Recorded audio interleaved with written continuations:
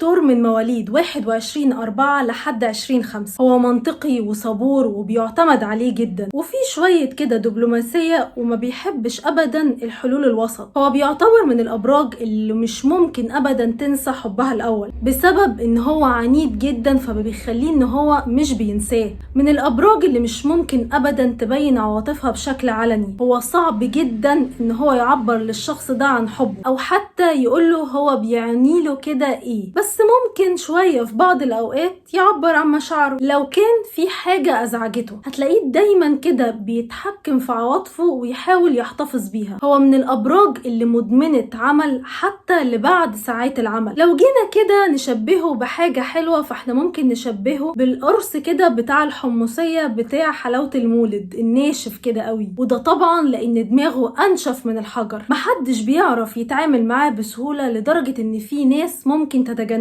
من الأبراج اللي بتحب النوم جدا وصعب انك انت ممكن تصحيها من نومها. وطبعا اكيد بيحب الاكل كويس قوي ومتذوق جيد جدا، وكمان بيعرف يطبخ حلو قوي. من مميزاته الجدية والقدرة على التركيز، وان هو دايما موضع ثقة لكل اللي حواليه. عيبه اكيد طبعا العند، وان هو مش بيسمع رأي اي حد تاني. مفتاحه كده بقى علشان خاطر تحبه ويخليه يحبك، ان هو بيحب الحب اللي بيهديله راحة كده نفسية واستقرار. مش بيحب الدوشة والصوت العالي، وبيحب قوي الرومانسية. بس احنا قلنا عنه ان هو مش بيعبر عن مشاعره. بس المستخبي عنه بقى وانك انت ما تعرفوش، انه لو اتجرأ وعبر فهو اكيد قاصد كل كلمة هو قالها من مشاعره، سواء التعبير ده كان حب او كره. هو عنده كل كلمة مدروسة، وعمره ما هيقول حاجة غلط هو حاسسها، ولا بيحب ابدا يهري في كلام كده وخلاص. انت مش ممكن تنافس ابدا برج الثور على التوازن ما بين العقل والعاطفة. هو اكتر برج يقدر كده يقف في النص، ومش هيتأثر بعاطفته ولا هيمشي ورا دماغه. وبيعرف كويس قوي بذكائه ان هو يعرف امتى يختار بقلبه وامتى يختار بعقله. علشان كده دايما اختياراته وافعاله هتلاقوها كده جذابة. هو ممكن يكون اكتر شخص جنوني ومرح، واكتر شخص جاد وناضج. رجل البرج ده لما بيجي يعبر عن حبه هتلاقيه كتلة كده معقدة من الألغاز. الموضوع هيبقى عاوز منك وقت كتير علشان خاطر تكتشفي حبه ليكي، علشان خاطر طبعا احنا قلنا قبل كده ان هو غامض في التعبير عن مشاعره. بس لو لاحظتي شوية كده ان هو لطيف ووفي